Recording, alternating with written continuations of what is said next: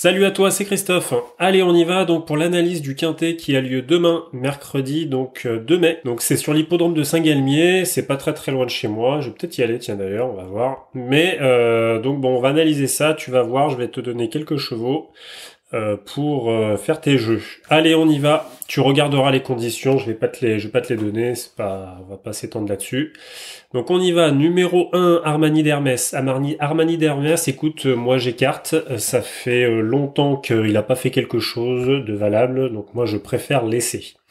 Ensuite, numéro 2, Azad Zelo. Azad Zelo, écoute, moi ça me semble en bonne forme, en plus des ferrés des postérieurs, comme ça, moi je garde. Donc premier échelon, je garde. Ensuite, numéro 3, Athos de Manolet. Athos de Manolet, pareil, ça me semble bonne forme quand même. Il y a quand même 7 victoires en fait. Il a eu sur ses 66 courses, il a eu 7 victoires et ces 7 victoires ont été corde à droite. Donc bon là, je suis pas en train de te dire qu'il va gagner. Mais bon, c'est du premier échelon. Je suis pas super convaincu non plus. C'est voilà. Moi, le seul truc qui me fait peut-être un peu tiquer, c'est la présence de Yannick Alain-Briand au sulky, qui a beaucoup d'expérience. Donc avec les trotteurs, puisque c'est un entraîneur lui-même, et voilà, c'est quelqu'un qui est très performant. Donc voilà, sans dire qu'il va finir dans les 2 premiers si tu veux, mais voilà, je me méfie un peu quand même de ce genre de configuration, ça peut être un bon outsider. Ensuite, numéro 4, Balou d'Angis. Balou d'Angis, écoute, c'est 60% de réussite dans les 5, dans la configuration, donc moi ça me plaît, je garde. Ensuite, numéro 5, Vivaldi Jet. Vivaldi Jet, plus de 2 mois sans courir, moi je laisse tomber, puis bon, il n'y a rien de spécial en plus. Numéro 6, Bouddha, le Suédois. Oui, parce que c'est une course européenne, j'ai oublié de te le dire. Donc Bouddha le Suédois, c'est un cheval de Björn Goop, donc on peut toujours se méfier un petit peu, parce que voilà, toujours se méfier un peu des grands entraîneurs comme ça. Mais franchement, j'ai tellement vu peu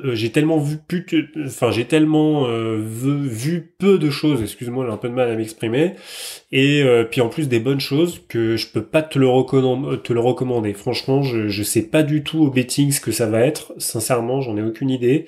Mais pour moi, il y a trop d'interrogations. Moi, j'écarte, je préfère écarter, c'est trop dangereux. Ensuite, numéro 7, Suricato Jet, l'italien. Alors écoute, il n'y a pas de référence corde à droite, ça me fait un peu tiquer. Maintenant, ça semble en bonne forme. Écoute, je garde. Moi, je préfère garder, je pense que ça peut être pas mal quand même. Ça m'a l'air de bien la forme, donc après, il faudra faire attention, c'est au niveau de la corde, est-ce que ça va pas un peu coincer, je sais pas. Ensuite, numéro 8, Bijou de Sauzette. Écoute, ça va me sembler un petit peu dur pour Bijou de Sauzette, mais, alors bon, pareil, je ne garde pas, parce que je pense pour moi, il y en a vraiment d'autres.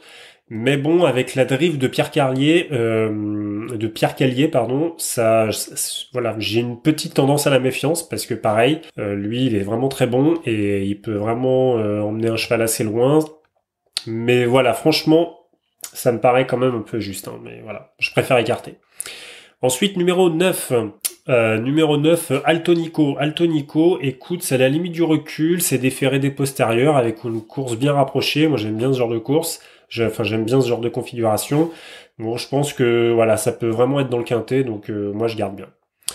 Ensuite, partir du numéro 10, oui, ça, je te l'ai pas dit tout à l'heure, mais en fait, il y a 2 échelons de départ. Donc là, du 10 au 16, on rend 25 mètres. Puisqu'on va faire, au lieu de 2650 mètres, on va faire donc 2675 mètres. Donc moi, Verica Derpay, écoute, moi je pense que ça peut être un bon outsider, parce que même si c'est du second échelon, ça me plaît en fait. Moi ça me plaît, ça... Voilà. Je sais même plus pourquoi en fait, attends 2 secondes. Pourquoi j'ai dit que ça me plaisait? Alors c'est vrai que ça a pas non plus fait ça a pas fait grand chose. Mais non, moi ça me plaît parce que je pense que ça peut être dangereux quand même. Ça peut vraiment être dangereux, donc je préfère garder. Ensuite, numéro 11. Numéro 11, Angelo AM. Angelo AM, écoute, c'est 4 sur 5 cordes à droite et déféré des postérieurs, donc je pense que c'est un des plus doués. Donc on va garder parce que voilà, c'est un Suédois et ça peut vraiment, même en rendant 25 mètres, je pense que ça peut finir premier. Ensuite, numéro 12, Vencedor. Vencedor, pareil, ça vient de bien finir à Lyon-la-Soie, corde à droite, mi-avril. Et en plus, il rendait la distance, donc moi je garde. Je garde aussi. Numéro 13, Powelby. Powelby, écoute, n'a jamais couru à droite en France. Seconde course de rentrée. Moi, je laisse. En plus, il est ferré, donc moi, je laisse tomber. Numéro 14, Brelan du Vivier. Donc, second échelon, on fait appel à Martin Cormy. Bon, pourquoi pas, mais franchement, je suis pas super méga convaincu, si tu veux, par les résultats. Donc, moi, je préfère écarter. Badius de Tilou. Je pense qu'il y en a d'autres qui sont devant, c'est le numéro 15. Je pense qu'il y en a vraiment d'autres qui sont devant, donc en plus c'est ferré, c'est du second échelon, je préfère laisser. Et numéro 16, et bah pour moi le numéro 16 c'est la base de la course un peu, puisque voilà, c'est un peu la base, alors malgré il y a une chose que j'aime pas, c'est que la femelle, c'est une femelle, effectue sa rentrée en fait, puisqu'elle a pas couru depuis novembre 2017, donc ça fait un bail. Maintenant, Alain Laurent, je pense il a dû la préparer pour cette course, et parce qu'elle a déféré des 4 d'emblée. Quand elle est vraiment dans cette configuration, c'est-à-dire déféré des 4 et corde à droite, elle a une réussite de 5 sur 6, donc voilà, moi je m'en méfie beaucoup. Je pense qu'elle a les moyens vraiment de rendre la distance sans problème.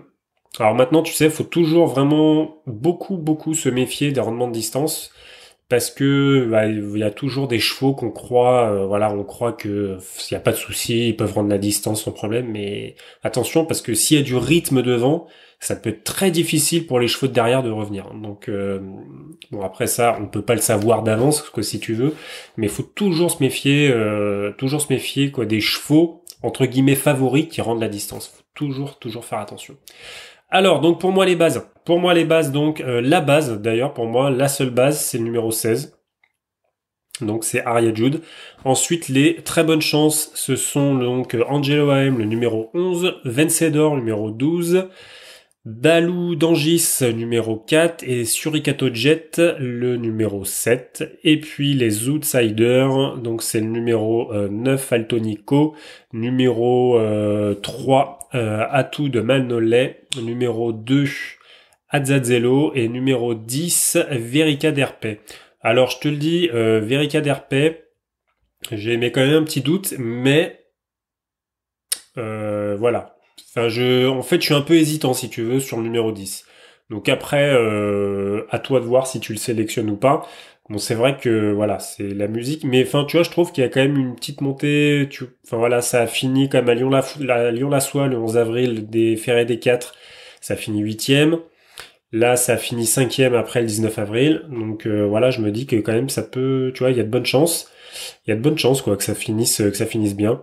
Alors après, peut-être que tu vas peut-être voir aussi que le 21 février à Saint-Galmier, elle a été DAI, mais bon, ça a fini déjà 3e des Ferré des 4 à Saint-Galmier, bon voilà. Non mais bon, je pense que ça c'est un coup à tenter quoi, Verica d'RP. Voilà. Donc bah écoute, je te souhaite de bons jeux et n'oublie pas, en fait j'ai mis un nouvel atelier donc sur les tiercés, donc sur mon site. Tu peux regarder la vidéo, je te mettrai la vidéo en lien si tu l'as pas vue déjà. Voilà, ça peut être assez intéressant pour toi parce que franchement, ça peut rapporter vraiment de très gros résultats si tu as beaucoup de discipline et beaucoup de patience. Chose que bah il y a beaucoup de turfistes qui n'apprennent pas à gérer ça parce que bah c'est tellement difficile de s'auto-discipliner à faire les bons tickets, de patienter que bah voilà.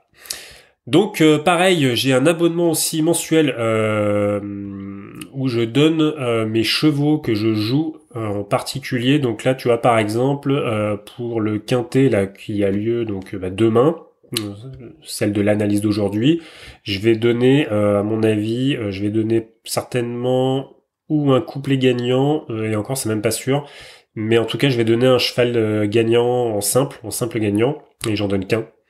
Donc voilà, donc je te laisse voir. Le premier mois est à 1€. Alors au début j'avais mis le premier mois gratuit, mais en fait je mets à 1€ symbolique.